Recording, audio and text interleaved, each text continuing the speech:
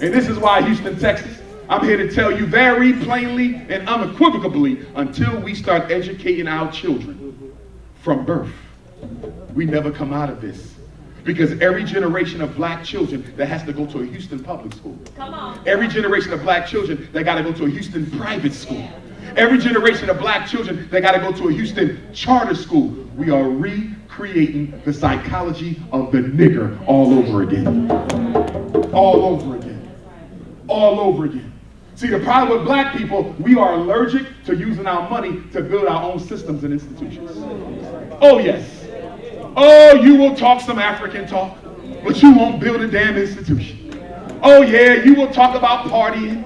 You will talk about money. You will talk about voting, spirituality, politics, economics. But the one thing we never like to talk about is how much money are you going to put up for us to create a black bank? How much money are you going to put up for us to create a black clinic? How much money are you going to put up for us to create a black hospital? That is the one conversation Negroes don't like to have. And you know why we don't get around to talking about institution building? Because there's no nation building without institution building. Because the institutions are the heart and soul and essence of the nation. So there's no nation building without institution building. But do you know why we never get around to talk about that?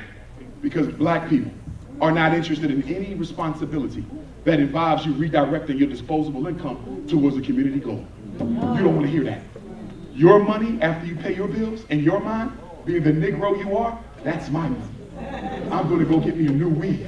I'm going to get me some new nails, a new pocketbook, some new Jordans, high heel, a new chain, new car, new rims, new restaurant, new vacation. Ain't nobody going to tell me I got to take from my disposable after bill money and contribute it to a fund to build an institution that might not be built for the next 5 or 10 years.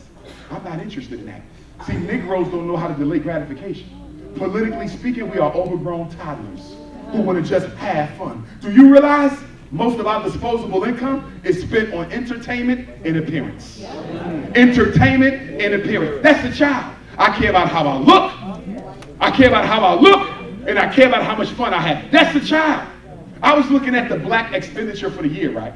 Guess what we spent the lowest amount of money on after we paid our bills? Lowest amount of money was on books. Less than 1% of black people's annual revenue, which is $2 trillion. Less than 1% of $2 trillion was spent improving yourself intellectually. And you know what's sad? If you ain't buy no books for you, you damn sure ain't buy none for your children.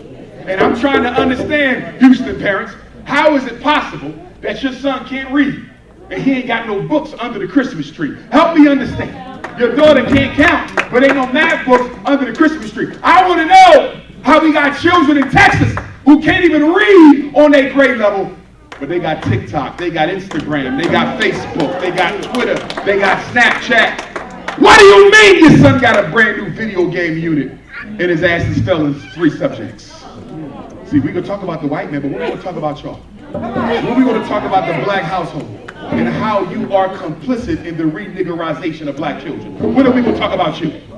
When the last time you took them to the library? When the last time you took them to a black bookstore? When the last time you checked some damn homework? When the last time you made them read a book? Oh yeah, the black community is a breeding farm too, just like the school system. Yes, we are breeding black children to fail. And I'm so sick and tired of seeing black boys want to be nothing but athletes and entertainers. I've been speaking at career days for 25 years. 25 years of career days all over the country, and for 25 years, guess what I still hear? When I ask boys, what do you want to be? For 25 years, football player, basketball player, and rapper. And guess what? I don't blame the rappers and the athletes. I blame professional black men for abandoning our black community and leaving our boys without no where to go. I don't want to hear about Lil Wayne and Lil Durk. I don't want to hear about Cardi B and Megan Thee Stallion. I don't want to hear about them because guess what? They would have no influence over our children if professional black men were still in the black community. Why did the dentist have to move out? Why did the doctor have to move out? Why did the principal have to move out? Why did the preacher have to move out? Why did the business owner have to move out? Black men, we got to admit something. We have turned our backs on our boys. And I'm sick and tired of us trying to scapegoat single black mothers. Single black mothers are not to blame for the failure of black boys. Yes. In African culture, men are responsible for manhood training, not mothers. So all this killing going on in Houston, all this killing going on in Philly, all this killing going on in Oakland, all this killing is the responsibility of black men. That's right, fellas. When are we going to take the streets back? There needs to be a civil war in black America. I'm going to say it right now. There needs to be a civil war in black America between black men and the black boys we stopped raising correctly. That's right.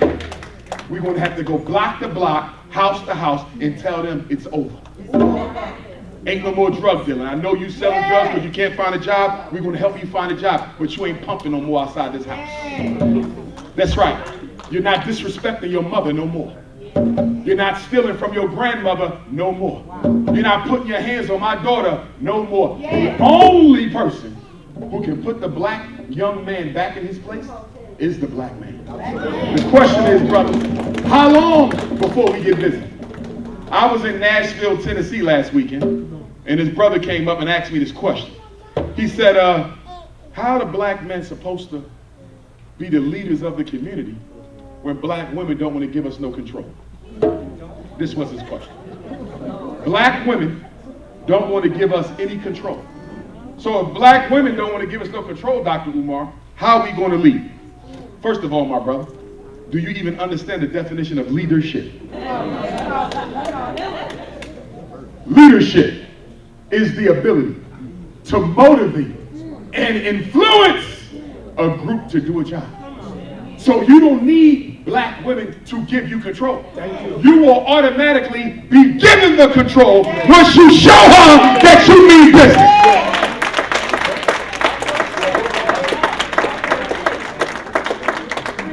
You don't ask for control. You show her you the man God intended you to be, and you'll get the control.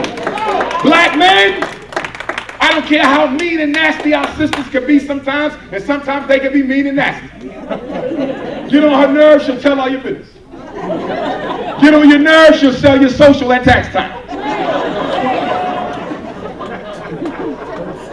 But one thing is for certain, and two things is for sure. Black women are angry not because they don't want us. They are angry because we are not what they need us to be. The black woman is angry because she wants to honor black masculinity. She wants to love black masculinity. She wants to support black masculinity. She wants to empower black masculinity. But guess what? And this is what every black man needs to understand. And this ain't the black woman's fault. You can blame God for this. The black woman was engineered by supreme consciousness. The black woman was engineered by supreme consciousness to only yield and bow to a power greater than her own. So, if the black man is not vibrating at a certain level, if your spiritual energy is not at a frequency that she considers greater than her own, she'll never give you power back.